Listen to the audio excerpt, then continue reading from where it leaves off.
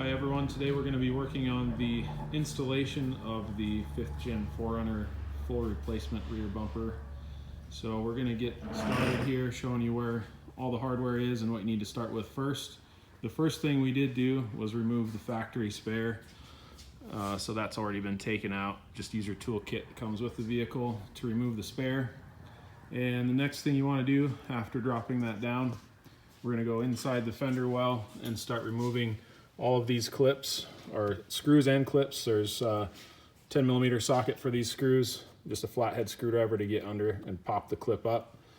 There's one inside here, and we've got to go down where the mud flap is, plastic clip, and there's a screw all the way back here and up there as well.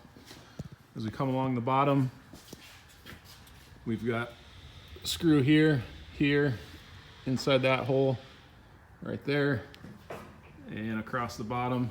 We're going to remove this one here, and then the same thing on this side as the other. The screws along the bottom and up in this hole here, and you'll want to come up into the fender well and remove all of those as well. So that's all the hardware along the bottom. We're going to start removing those first.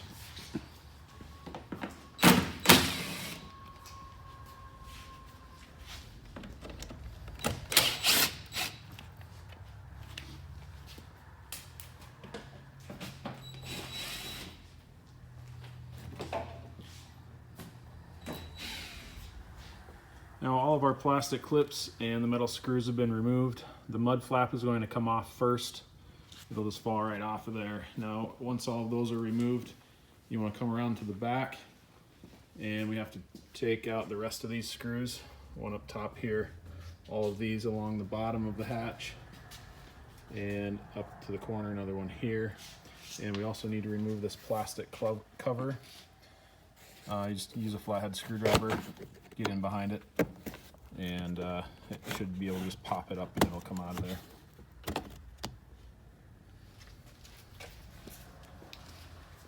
So remove all of those screws and the cover should be ready to come off.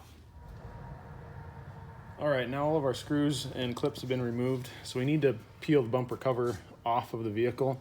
You want to start on the top corner here, pull it towards and then out away from the vehicle, and just give it a firm pull, and it'll disconnect from this plastic bracket underneath here. So you want to get one person on each side to do that, and then pull the bumper cover straight back after it's all disconnected.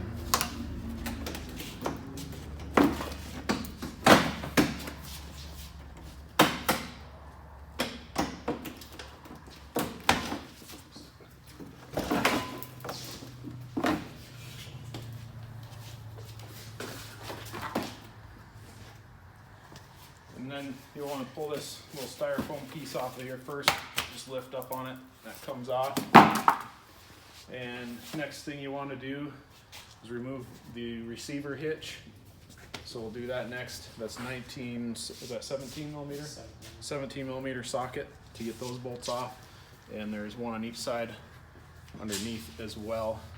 So we'll do that next. Alright, so we've got our 17mm socket and we're ready to remove the hitch and the tow hook.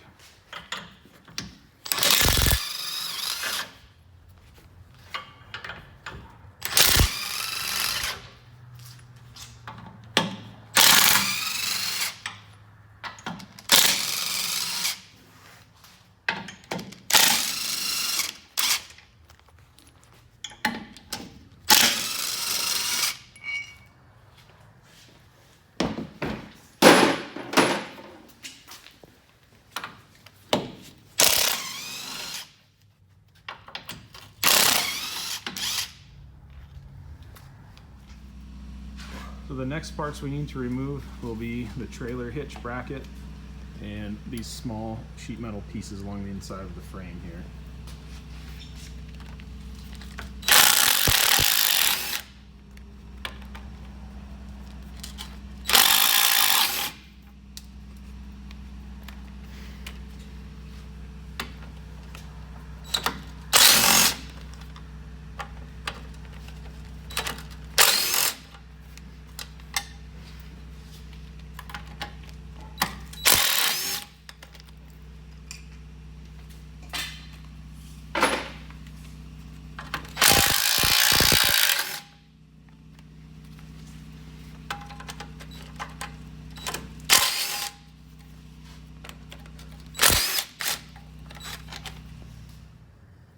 now we want to disconnect the trailer wiring plug from these connectors on the frame. Flat blade screwdriver usually works well for that. So you want to push in and twist on that, and it'll help pop the connector loose. Do that on both.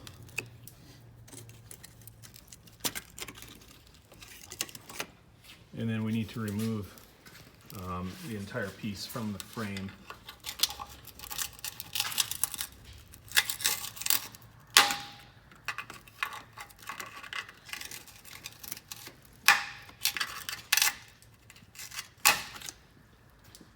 All right, and next we need to get the actual plug out of the bracket. So we just want to push in on those clips from the back side, and then the plug will come out of the bracket from the front. So you want to squeeze those two metal clips together and then push the plug out from the front side of the bracket.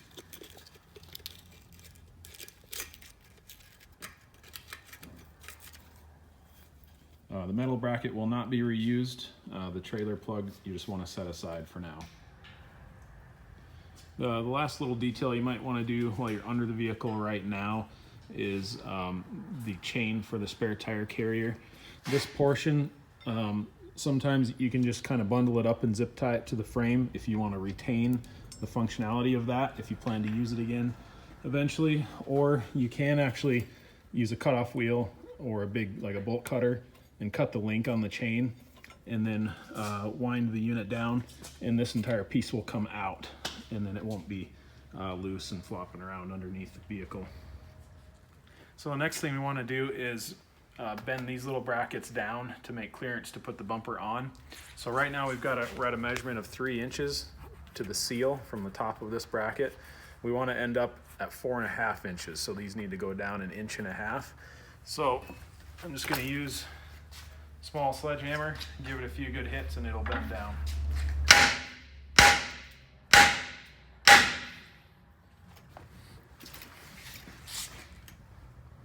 So right there we're 4 1/8, so we're getting pretty close.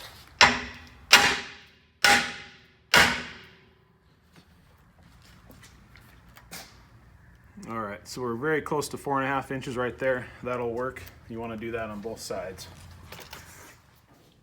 The next thing we're going to do is remove these plastic trim pieces from the body of the vehicle. So use a 10mm socket to pull all the screws out.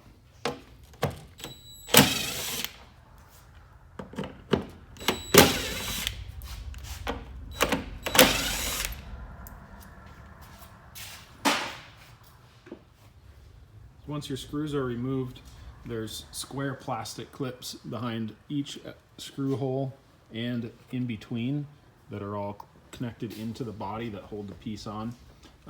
If you're worried about scratching the paint, you'll want to use like a trim removal tool. It's just like a plastic pry bar. This one we're going to be painting black underneath here, so we're going to use a regular little pry bar. But you want to start by pulling this piece out first, and then stick your pry bar underneath and pop it loose.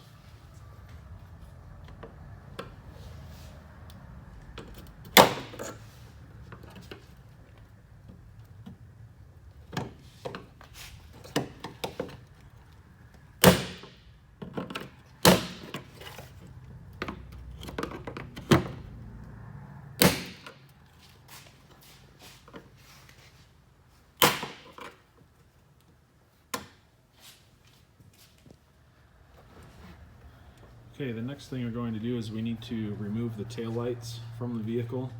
So you want to open the hatch, go inside, remove the plastic cover behind the tail light.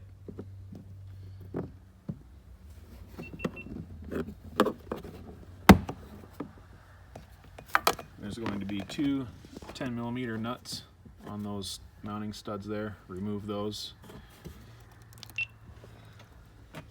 Also disconnect the wiring from the tail light.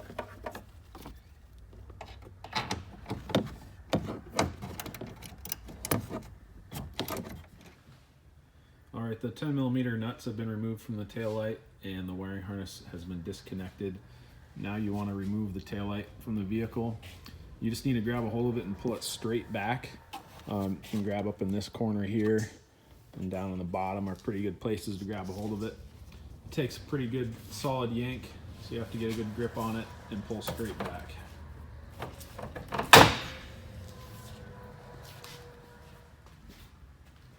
So the taillights have now been removed.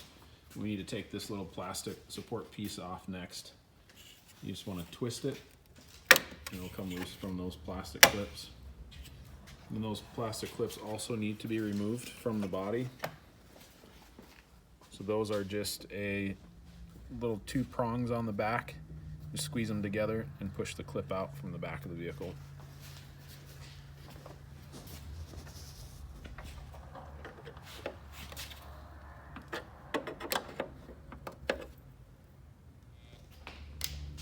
The next thing we're going to do is we need to open up this hole slightly, drill it out with a 5/16 drill bit. So you want to pull the rubber plug out first, and there are 2 layers of steel in there. So you'll basically use this hole as a guide and drill through the layer behind it with the 5/16 drill bit.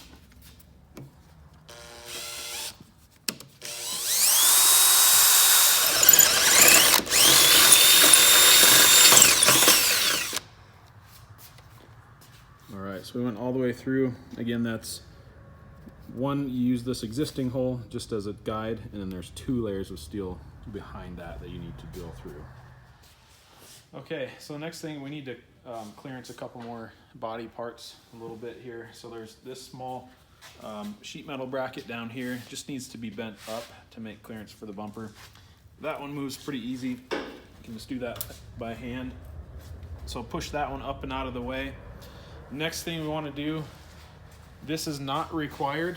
You do not have to do this. Most people choose to do it just for larger tires and more clearance, but again, do not have to do it.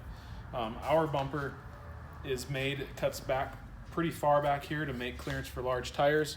So this whole body portion, we're going to bend it in to fold it in and get it away from the tires. So we're just using sledgehammer again for that, and we're just kind of working my way up and down across here to slowly get it to fold in and make clearance for the tire.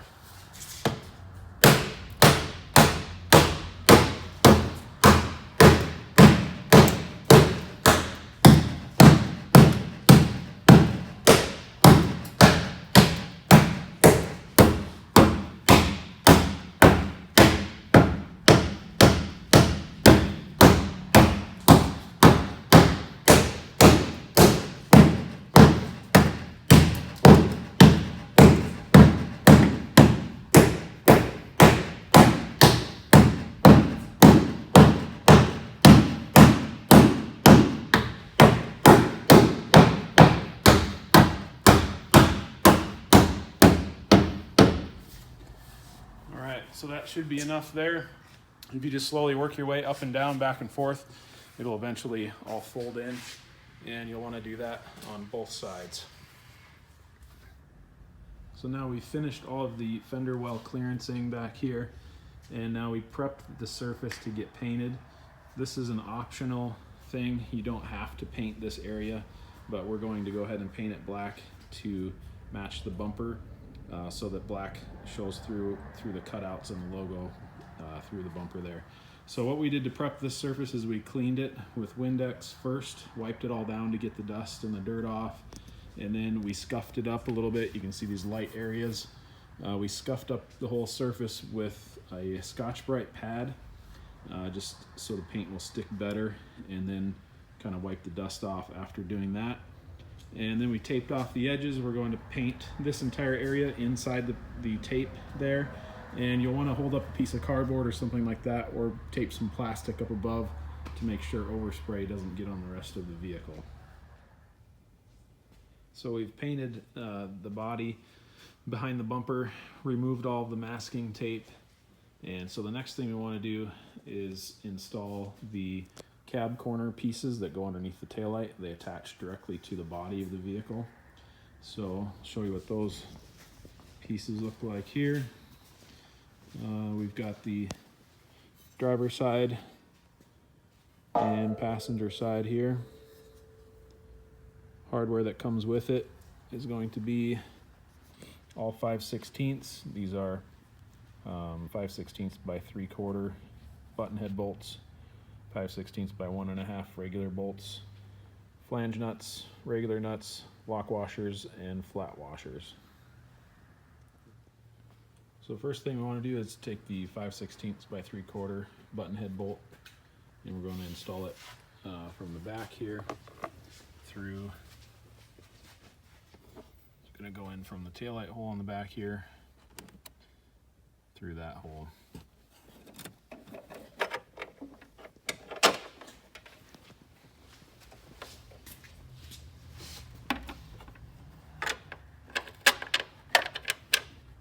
Same bolt in the hole next to it, so those are both 5/16 by 3/4 button head bolts.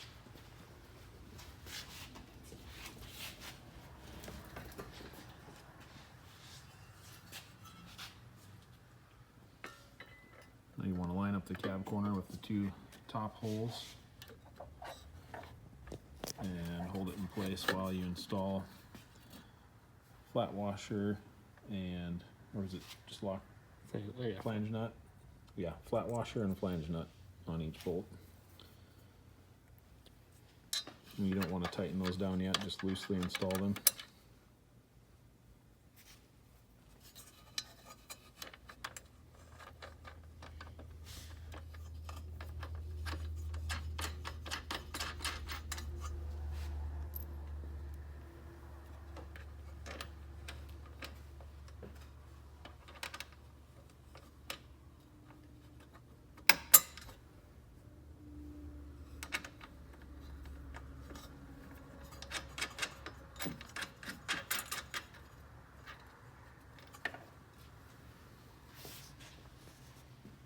Next we'll install a 5/16 by 1.5 bolt with flat washer into the bottom hole.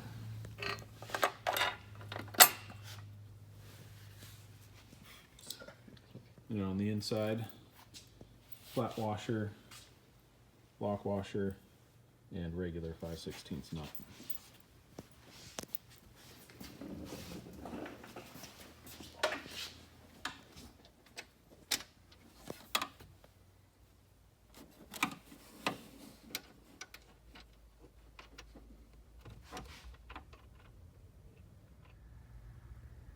You can see the 5/16 nut, flat washer, and lock washer down there.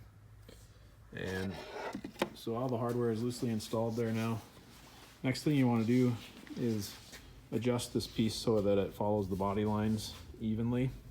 So every one of these fits just a little bit differently. So you want to adjust it as necessary to make an even reveal down the body line here.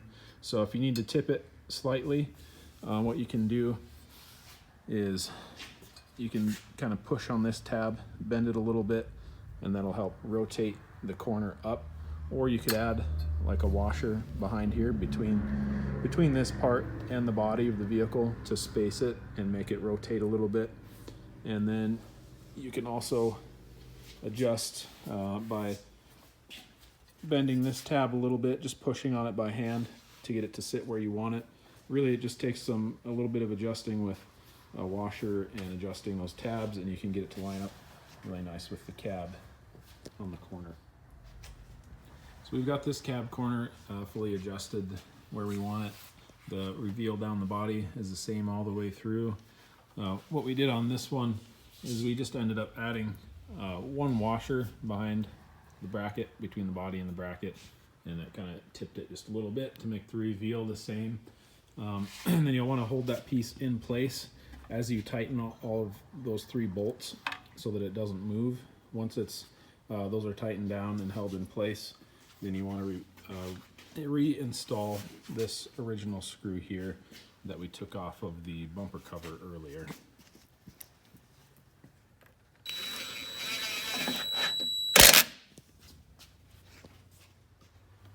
Okay, we've got our cab corners fully installed and we're ready to put the taillight back in. So you want to make sure that you line up the mounting studs with the holes, and then the most important thing is to make sure that the taillight actually clips in to this plastic piece here. So you have to line it up with that and then push it straight forward. Give it a good solid push and it'll clip in all the way. And then next you'll want to plug in the wiring harness. Make sure you don't forget to do that.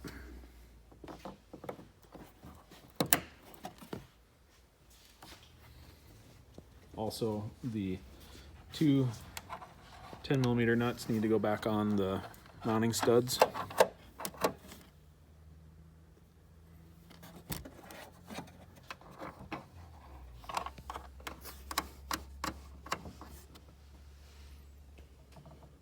So tighten the mounting studs, or the nuts on the mounting studs, and the taillight is finished. So we've got the taillights reinstalled back onto the 4Runner, and now we're ready to install the bumper onto the vehicle. So we do have PDF instructions on our website, images that show all of the brackets and hardware, labels the hardware, and tells you where everything goes, but I wanted to do a quick overview here to show what everything is. So of course we have the bumper itself. We've got the frame spacer plate, which goes on top of this mounting plate. This large washer plate goes underneath both of those. You'll reuse two of the factory bolts from the hitch area to go into those holes into the frame of the vehicle. Right here is the mounting plate that goes on top of the frame rail, and the nut stick that fits inside the frame. 1/2 by 1.5 flange bolt attaches to the nut stick. Grade 8 1/2-inch carriage head bolts go into the main mounting plate here. 3/8 by 1 grade 8 bolts thread into the top mounting plate. Back here we've got metric 8mm bolts with washers go up through this mounting plate into the bottom of the frame. And all of that hardware is the same on both sides. So you want to start first by loosely installing the 1/2-inch carriage head bolts. Line up the frame mounting plate with the mounting plate that's welded inside the bumper, and put a 1/2-inch flat washer, split lock washer, and nut on the outside, and just install those loosely for now. And then you want to take the two 3/8 by 1 carriage head bolts and install them from the inside of this mounting plate, and then just put a piece of tape over the top to hold them in place so they stay in position while you put the bumper onto the vehicle. Okay, the first thing you want to do to prep the frame of the vehicle for the bumper is put the top mounting plate on. Lines up with the existing hole in the frame rail. You'll use the nut on a stick to fish it through the hole up into the frame, and use the 1/2 by 1.5 flange bolt to thread into the nut stick. You don't want to tighten those all the way at this point in time. Just kind of snug them up by hand, because those brackets need to be adjustable. So there is a left and a right. So you want to make sure that this tapered portion of the bracket follows this curve of the frame. That's how you'll know that it's on the correct side of the vehicle.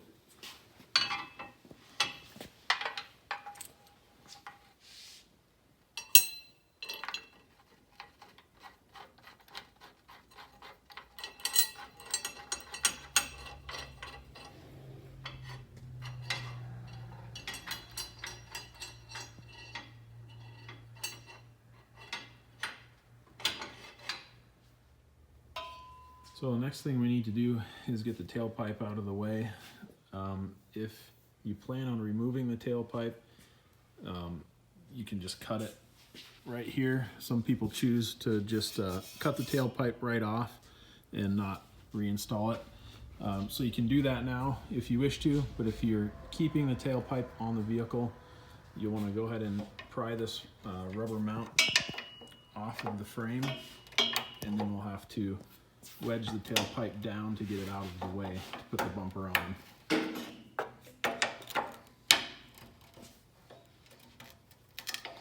So we did spray a little bit of lubricant on the top there to help the rubber slide off a little easier. So now that the rubber mount has been pulled off of the frame, we want to just find something to jam in between the tailpipe and the frame to hold the tailpipe down away from the frame of the vehicle and give some space for the bumper to slide on in position.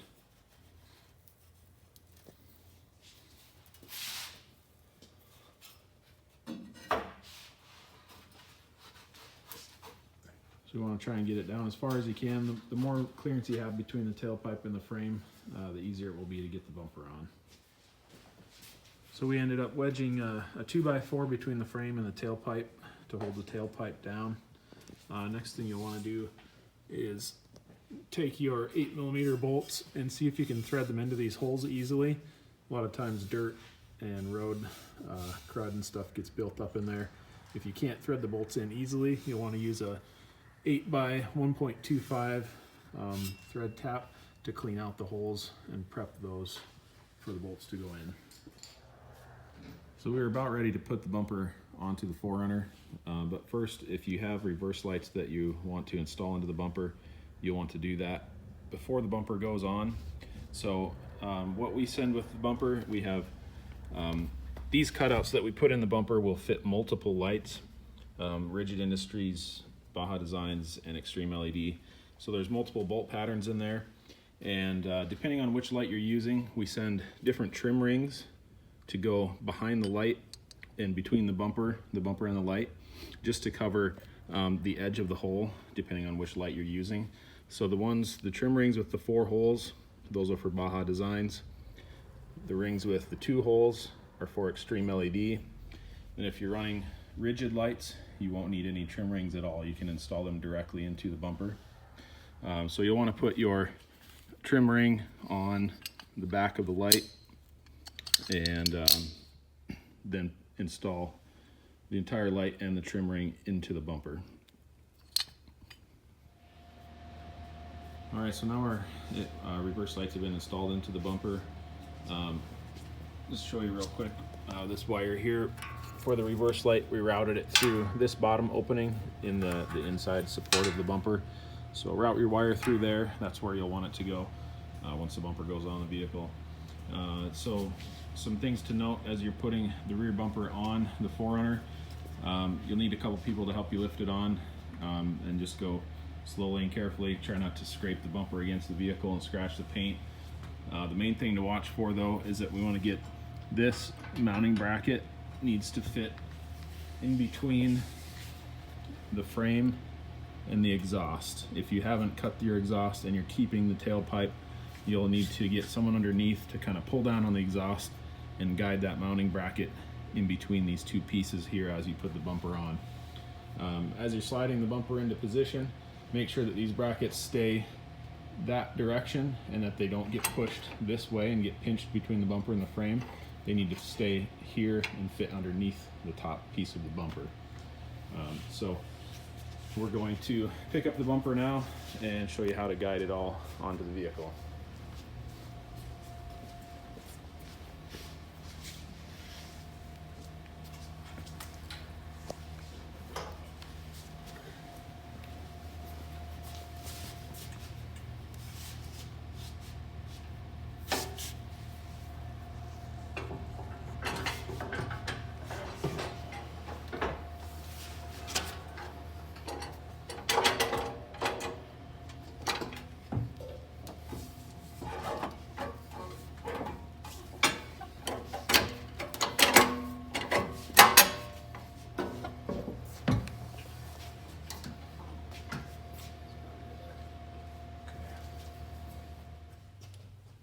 All right, so the bumper is now hanging on the frame of the vehicle, just loosely sitting there. Next, we're going to show you where the parts go. So there's a spacer plate for each side that goes between the mounting bracket and the frame. Just make sure that this angled piece is oriented properly.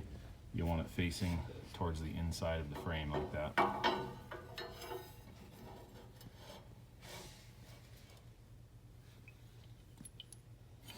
And then we've got a large washer metal washer that goes, the factory bolts go through the washer, and then you'll push the mounting bracket and the spacer up into place and start threading in those 2 bolts.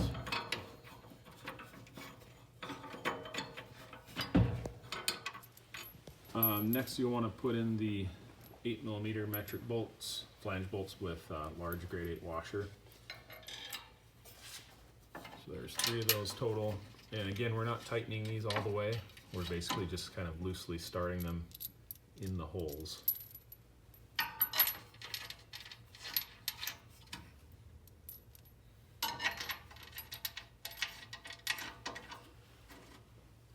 And we're going to want to go ahead and do that on both sides. So we can do this one next and get all the bolts loosely started in that one as well.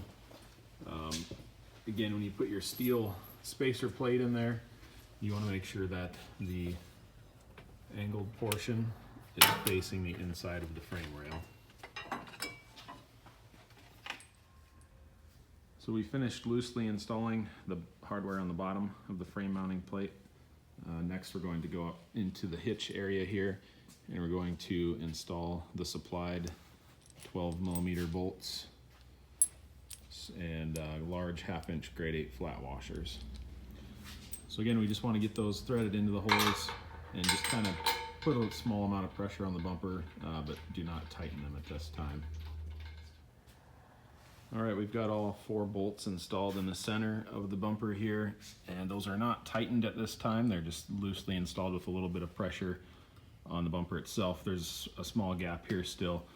What we want to do next is lift up evenly on both sides of the bumper, lift it straight up, and then tighten down these 4 bolts just enough to hold the bumper up in position.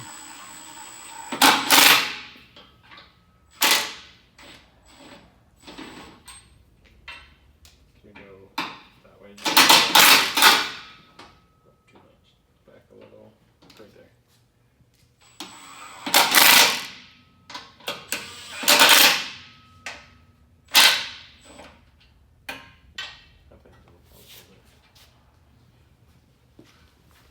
So as we were doing that, we tried to get the bumper centered on the holes right in the middle there, and then we tightened just enough of them, just tight enough to hold the bumper up in position. We just don't want the bumper sagging down too far right now as we continue to install the rest of the hardware. The bumper is now being held in place by the bolts in the center that we just installed, and we're now back underneath the vehicle, and we want to get these top plates lined up that we installed on the top of the frame earlier before putting the bumper on. So we need to make sure that these plates are pushed all the way up against the mounting plate over there on that side of the bumper, and we're going to use the 3/8x1 grade 8 bolts with flat washer and lock washer, and those are going to thread in from that side of the mounting plate, so the bolt will thread into this plate right here from that direction.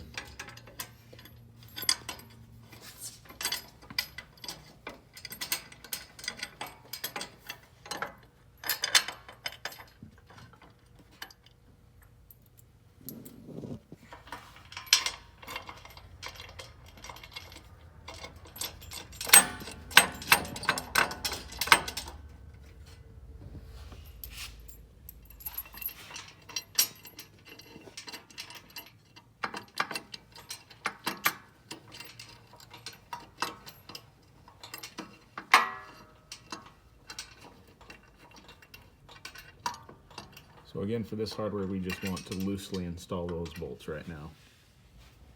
Next thing we're going to do is grab a wrench or socket, tighten up these bolts a little bit more just to take up this slack between the plate and the frame. Just kind of get those pushed up snug against the frame, but do not quite tighten them all the way yet. All of the hardware along the bottom of the bumper has been snugly installed now. So next we want to focus on trying to get the reveal of the bumper even. So we want to focus on this area right in here. We want to get about the same reveal on each side so that the bumper is sitting level and it's not crooked on the vehicle. And we also want to make sure that the bumper is centered on the vehicle so that it's not off one way or the other. I want to try and get the reveal the same on both sides. Right now, don't worry too much about how this portion is lining up. If this is a little close or a little far away from the fender flare, don't worry about that. That can be adjusted with this support bracket that we'll install down here later on. All right, now we've got our bumper adjusted where we want it as far as height. We've got an even reveal between the fill panel and the bumper on both sides. And we tightened down these 4 bolts in the middle. Those are now holding the bumper in position where we want it to be. Now we're going to go back under the 4Runner, and we can tighten all of this hardware along the bottom of these mounting plates on both sides. And we do have torque specs and PDF instructions on the website that show how much to tighten all of those bolts.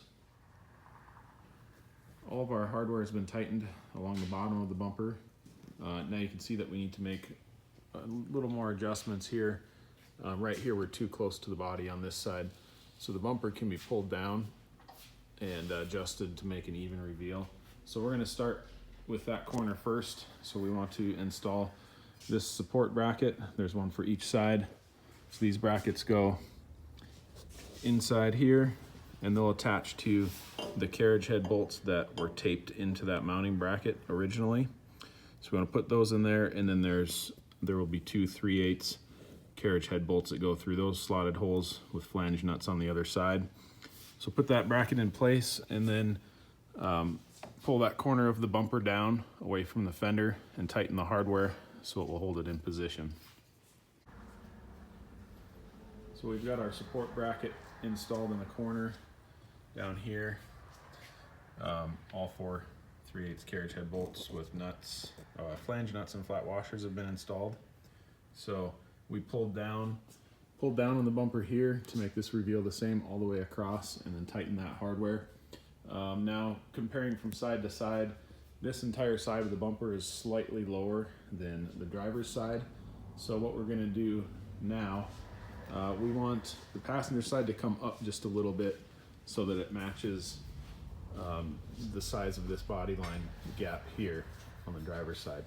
So since this side is where we want it to be, we're going to go ahead and fully tighten all of these support bracket hardware, and then we're also going to go underneath and get up in here on the side plate, and we're going to tighten all of this hardware, all 4 of the 1/2 inch carriage head bolts, and then the 2 3/8 bolts up at the very top. Again, torque specs are in the PDF instructions on our website. So we've tightened down all of the hardware on the left side of the bumper.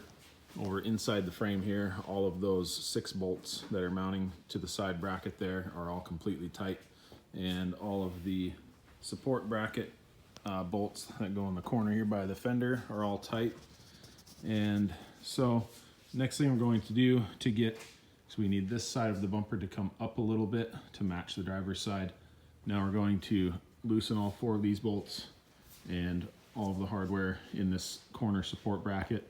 Then we'll push up on the bumper to get it to match the driver's side, and then tighten everything down.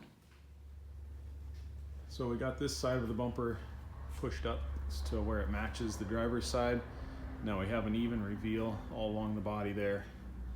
And we went through and tightened all of the hardware on the side of the frame right here.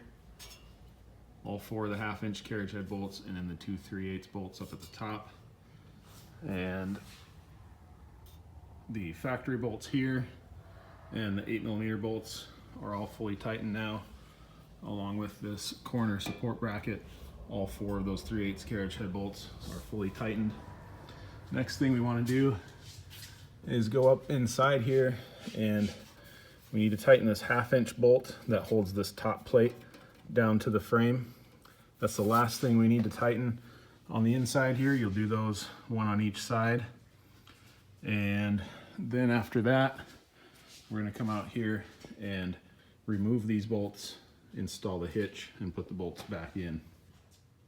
So now we've removed all 4 of the supplied bolts from the center of the bumper. We're going to install the hitch now. So you want to slide it up from the bottom So it goes behind this plate here, and then you'll use the 4 supplied bolts across the back. And when you're putting those on, you'll want to make sure that your washer goes flush first, so it goes past this little flange, and then you can snug down the bolts. And then you'll want to use the factory long bolts that came off of the bottom of the bumper, or off the bottom of the frame originally. And you'll want to use those 2 factory bolts to go up into the bottom of the hitch. So all of our bolts have been installed most of the way. They aren't fully tightened yet. Before you snug everything down, you want to make sure that the hitch is pushed up all the way tight against the frame and all the way flush against the frame that way as well.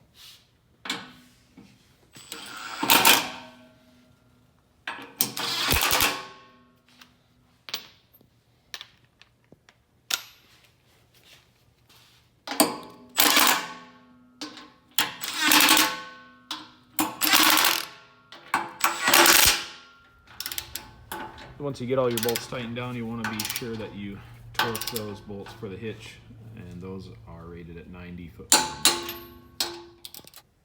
So our hitch is now fully installed. Bolts are all torqued down. Now you want to install the hitch cover, and those you use the supplied quarter inch button head bolts, and you want to make sure that you get all of those bolts started in the holes before tightening any of them down.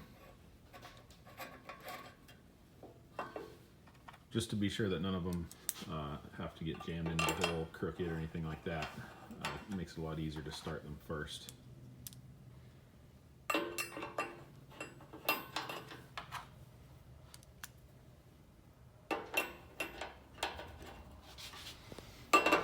Once they're started, just push it up as high as it'll go, just to align it nicely with the bumper, and then snug them down by hand. Do not over tighten them. They're only 1/4 inch bolts, so they can break off. Just snug them up by hand and they'll be good to go. Well, next we're going to be installing the trailer plug wiring harness bracket that we supply with the bumper. So you're going to reuse the original mounting bolts that held the original bracket and mount it right back into the same 2 holes.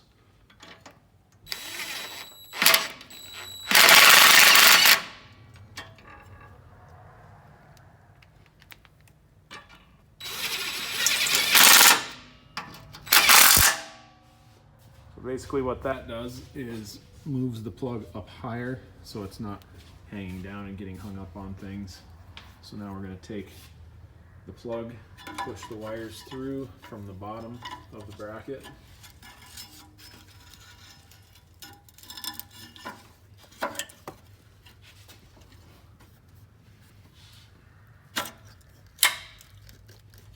Just push it through all the way, and the metal clips will clip in and attach it from the back.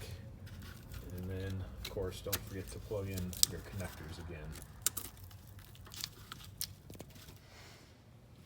So if you're installing a rear bumper that doesn't have any swing out gates or anything, the deck lid cover just kind of fills the gap between the vehicle and the rear bumper.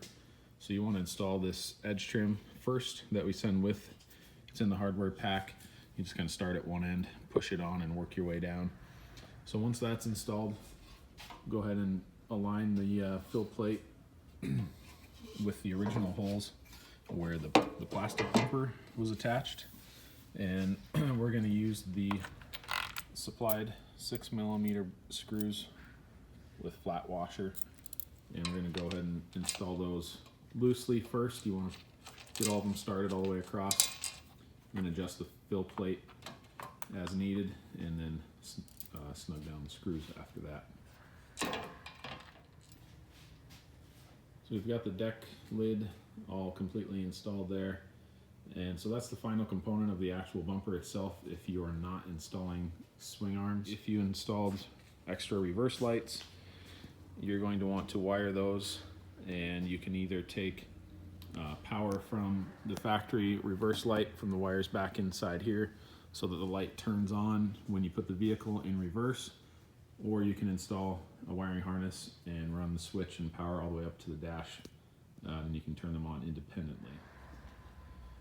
And the last thing that you'll want to do after wiring the reverse lights is you just need to reconnect the rubber piece here that attaches your tailpipe. If you're retaining the tailpipe there, you'll want to make sure that that gets connected if you're keeping the tailpipe. So that's everything there. That includes the installation for just the rear bumper itself. If you're installing swing outs, that'll be next after all of this is complete. Alright, so now we've moved on to installing swing outs for the rear bumper.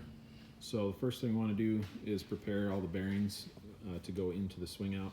So the bearings that come with the bumper are not greased. We want to make sure that we pack all these bearings with grease. You can do that by hand.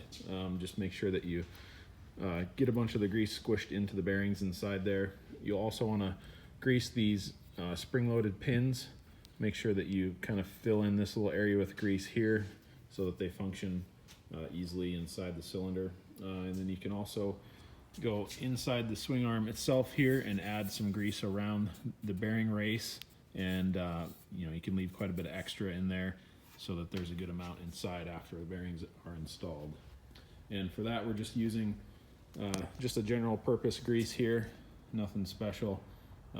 Really just a good general purpose waterproof grease works fine for that. Our bearings have all been packed with grease. Now we want to install the sleeves into the bearings. Just make sure that the tapered portion of the bearing is to the small side of the sleeve, and then each pivot gets 2 of those. So you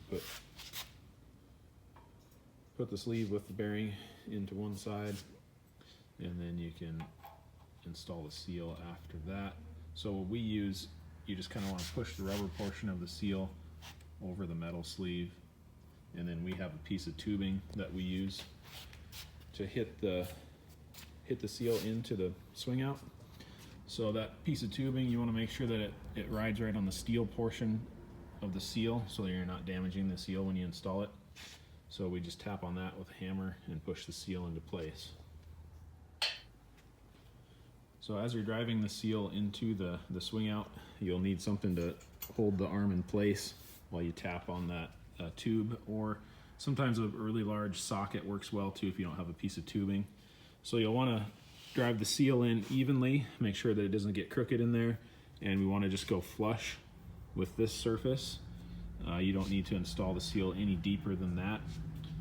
So that side is done. Now we're going to go to the other side. Again, install the bearing with the tapered portion in first, and then press your seal into place. Okay, so the bearings and seals have been completely installed into the swing arm. Next thing we're going to do is install it onto the bumper. So you just slide it straight into the bracket, align the top hole first, get the bolt started, and then line it up with the welded nut on the bottom. Drop it down a little bit. And it should go in. Sometimes you have to give the bolt just a little tap to get it all the way down into the threads and to get started. But yeah, it's just tightening it by hand is fine for now, just enough to hold the swing out in place. So our swing arm bolts are completely installed. That's a large 3/4 inch bolt there. So you want to tighten those down just enough to where it puts just a little bit of resistance on the gate when you move it, so it doesn't move easily. You just want it to kind of have some resistance there, but not be too tight to where you can actually feel the bearings when you're pivoting the gate. So get both of those bolts tightened, and the next thing we're going to do is put in the locking pins that go in. So we greased those up a little bit when we did the bearings, so those will want to thread into the sleeve that's welded to the swing arm here. So you have to have the gate in close to the closed position, makes it easier for the pin to go in. So drop that in and thread it into the barrel, and then once those are installed, we'll put in the stainless slide plates. So the one with the third hole is going to go on the driver's side if you have a dual swing out, and then the one that only has 2 holes will go on the passenger side of the swing out. So these parts go right in here, and the 3rd hole is for the left-hand gate only. What that does is it holds the gate closed as you open the right-hand gate, so you aren't trying to open both gates at the same time. So those come with number 10 screws and nylock nuts that will hold the slide plate onto the bumper. So now we've gone through and completely assembled the swing out carriers, and I'm going to go through and show what all the little pieces and parts are, the order that we assembled things in, and how to get all those parts set up. So again, there are PDF instructions on our website that show images of where all the accessories can go, how they get attached, which hardware to use. And I'm just going to do an overview here of how we put everything on. So if you've got a dual swing or a single right hand swing, the half length swing, the first thing you want to do is install this aluminum plate over the top of the cover here. So you want to take these 1/4 inch bolts out, install the aluminum plate, put the bolts back in. That plate is just for these rubber bumpers to ride against, so that it doesn't rub through the paint on the bumper itself. So after you put those plates on, then we installed the red rubber bumpers onto the swing arm. These are 1/4 inch by 5/8 button head bolts, and we also installed the aluminum plate on this side as well, all at the same time using those same 1/4 by 5/8 button head bolts. Same thing on the right hand swing. Put the same rubber bumpers on the back side, and then the compression latch on the front with 1/4 by 3/4 button head bolts running through the latch into the rubber bumpers. The next thing that we put on were the the assist struts that help open the swing arm. So the easiest way to put those in is to make sure that the swing arm is open. It's in the fully open position so that you don't have to try to compress the strut as you're bolting it in. So open the swing arm all the way and then install your strut. You want to install it just as it's shown here, with the body of the strut towards the swing gate and the shaft portion attaching to the bumper. And those take 5/16 nut and flat washer. So we did it the same on both sides, and those will get assembled the same whether you have the half right hand swing or a full length single swing. So the next part that we installed, again, this is a dual swing that we're working on. So we installed the upper latch here. That's the 90-degree latch. So that one gets installed using 1/4 inch, 1/4 by half button head bolts with nylock nuts and flat washer on the back. So you want to leave that loose at first so that you can adjust it and line it up with the left-hand gate. So on the left-hand gate, it gets the catch for the latch installed. These are number 10 screws with flat washer, nylock nut on the bottom. Next, there's 2 more aluminum pads that get installed on the left-hand gate. One small one here and the taller one up here. Use the number 10 screw with flat washer and nylock nut on the back.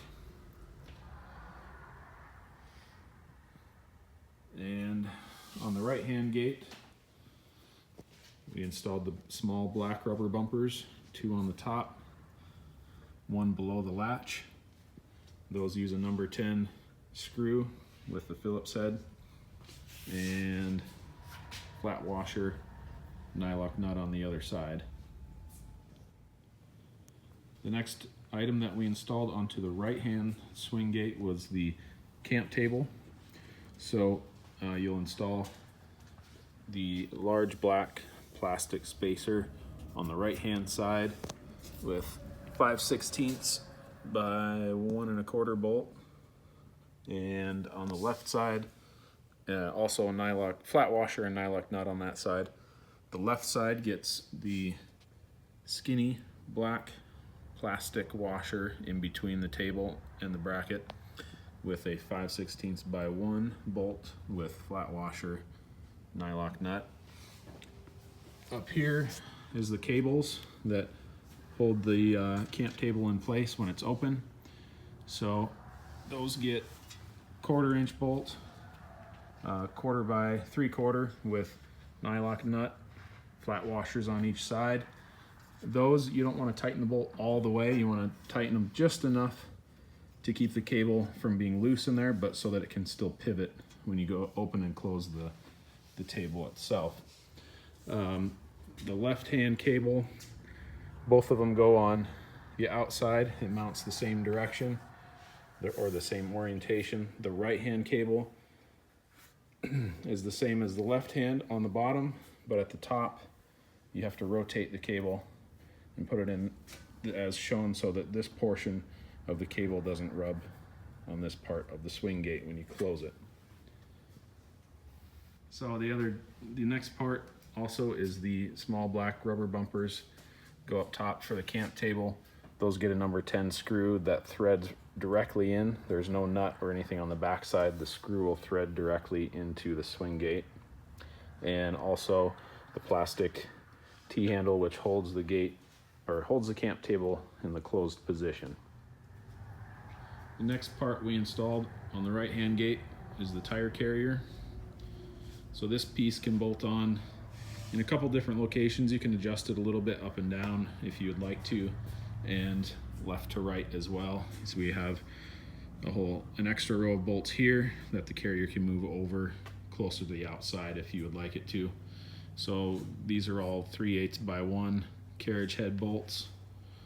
And the last item that's optional is the ham antenna bracket. This is an accessory that can attach to this hole here. A regular CB antenna can bolt directly into that hole. If you're running ham bracket, you'll need a larger 3/4 inch hole. So this bolts through here using 3/8 by 1 carriage head bolt and flat washer and flange nut. Now moving back to the left hand gate, what we have shown here is the vertical high lift mount is here, and then we've got the MAXTRAX Rotopax bracket here. The accessories can kind of be switched around on the left hand gate here. You can also run a dual can carrier on that side. You can go with or without the high lift mount. Those are all optional ways that you can set it up. So this one here, we also have the reverse camera mount bolted in here. This only goes in one spot, those 2 holes there. Use a 5/16 by 3/4 carriage head bolt to install that. The high lift mount, if you're running dual can carrier or the MAXTRAX Rotopax bracket, you want to make sure that this high lift is mounted all the way over to this right side as close as we have it here, so there's enough space in between to get MAXTRAX off while the high lift is in place. So these brackets are attached with 3/8 by 1 carriage head bolts here, and then we install 3/8 by 2 carriage head bolt here with large flat washer, smaller flat washer, then the 3/8 flange bolt. All of that holds the actual carriage bolt onto the bracket itself, and then you tighten this 3/8 nut, jam it against that one so nothing comes loose, and then you can put your high lift into place and then install the wing nut to hold the high lift onto the high lift mount. There is also this 3/8 stud on the bottom of the high lift bracket. You do not have to install a wing nut or any hardware onto that. It's mostly just to locate the high lift at the bottom. There's a hole in the high lift jack that will fit over that, and it helps the jack keep from sliding out at the bottom. We do not send any hardware for that, but you can choose to put a wing nut on there as well if you'd like to lock it down a little tighter. So the next item we've got here is our MAXTRAX Rotopax mounting bracket. So We have exploded view of all of those pieces and hardware that show how to assemble that on the website, and that's all PDF instructions there. We have this one attached all the way over the farthest left as possible. So this bracket can be moved left to right on the swing arm depending on where you would like it. This one we have all the way to the left to make room for the vertical high lift. So this one is set up with, right now we just have the same carriage bolt setup as we used for the high lift mount. These can be twisted on directly to hold the MaxTrax in place. And there is also a flat plate that we send that goes on. You'll put your MaxTrax on first, slide this plate into position, then install your flat washer and your wing nut, and that'll hold your MaxTrax on.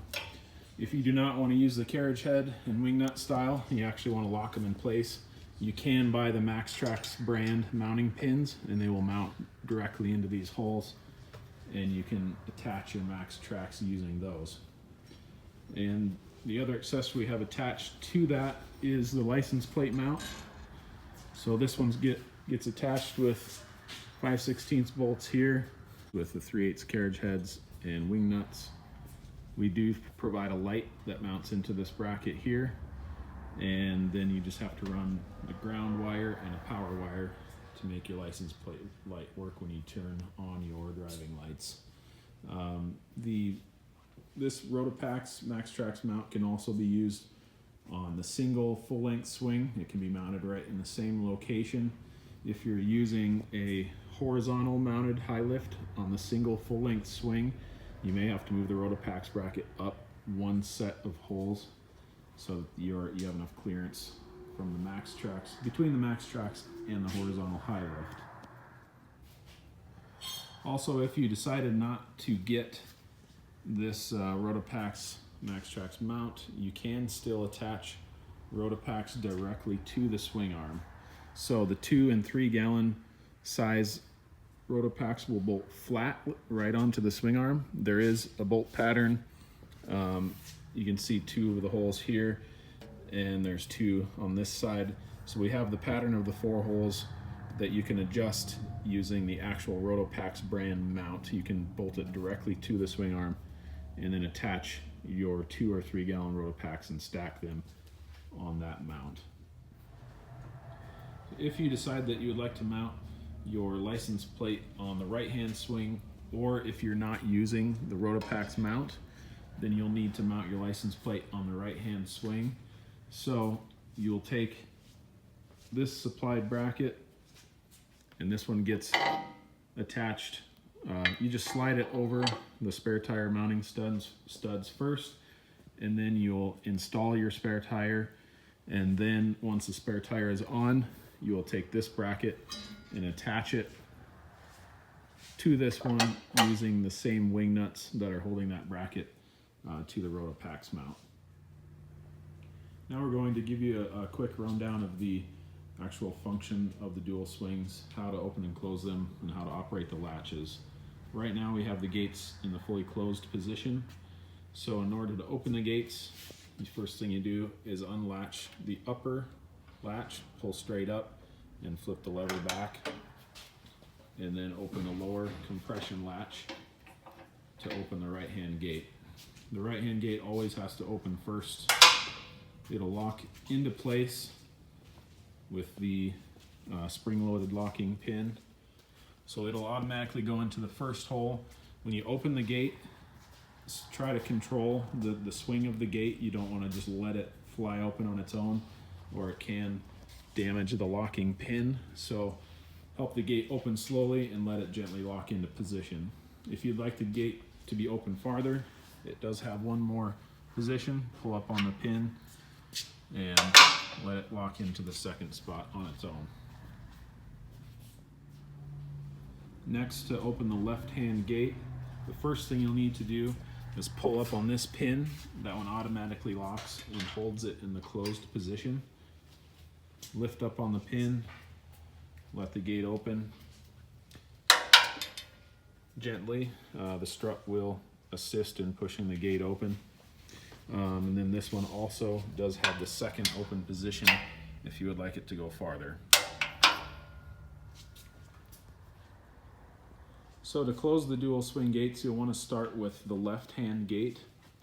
So you want to make sure that you lift up on the locking pin fully, make sure it is completely disengaged from the hole, and make sure that it's held up all the way across both holes so that it doesn't get caught while you're closing the gate. When you get to the closed position, the locking pin will drop in and hold the gate for you. Then you want to do the same thing on the right hand gate. Lift up on the pin, hold it up past both locking holes. Make sure your upper latch is open all the way, and you'll want to use the lower latch first. So lock the compression latch in place, and then do the upper 90-degree latch. So we've gone over the function of the dual swing, how to open and close the gates. The half-length right-hand swing is basically just from here over. You won't have the upper latch. The lower latch will function exactly the same as what this one is here. The single full-length swing has the same compression latch. It's just all the way over to the right side. So otherwise it functions the same, has the same locking pins on the pivot side. So everything you'll be able to learn from this video, how to use a single swing as well. A couple of details we just wanted to show you as far as adjustment is concerned for the latches themselves. It's important to have even pressure on all of the rubber bumpers behind the latches, and it's important that this latch lines up well with the upper catch. So this latch here, there are slotted holes to adjust the latch slightly, and then you'll also want to, when you adjust the tension on this upper latch, you want a firm amount of pressure, but you don't want to have to over tighten it and really push hard to clamp that latch down. So this one is adjusted by, like if you want it to go tighter, you would loosen this nut, thread it that direction, and tighten this nut, which would pull it closer together and tighten it. So adjust that one just so it has a firm amount of pressure, but nothing too extreme on that one. The lower latch, these holes down here are slotted horizontally, so this latch can move left to right. How we have this one adjusted here is where we would like to see them, so the very tip of the latch is sticking out past the catch portion here, and it lines up right on that corner where it starts to pivot. So that's how you properly adjust the lower latch. Make sure that you get it level and it's not sagging or crooked. And then as we move on to the bumpers under here, you can see that all of these are sitting nice and even all the way across. They're touching really nice and evenly. If you end up having one or two bumpers that maybe have a slight gap right in here between the aluminum pad and the bumper itself, you can install a washer back here between the bumper and the swing gate mounting plate there to take up any space that you might have here. Just a washer or two on a couple of those bumpers to get them adjusted properly will help keep the gate solid and wiggle free. So you can do that on any one of these bumpers, whether it be on the left-hand gate here or the right-hand gate here. Also, the small black rubber bumpers along the top, these ones can also be adjusted with a washer in between the bumper itself and this overlapping panel.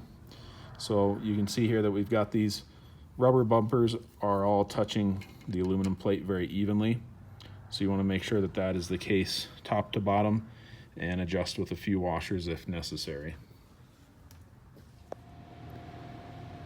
Okay, so we've got all of our wiring done, all of the hardware installed, all of the accessory brackets installed on the swing arms. At this point, your rear bumper should be completely fully installed and everything's finished. You just want to do a double check, make sure all of your hardware is tight, all of your torque specs are correct for the major bolts and components, and also don't forget to wire backup lights, license plate lights, little details like that. And that completes the install of the 5th Gen 4Runner rear bumper.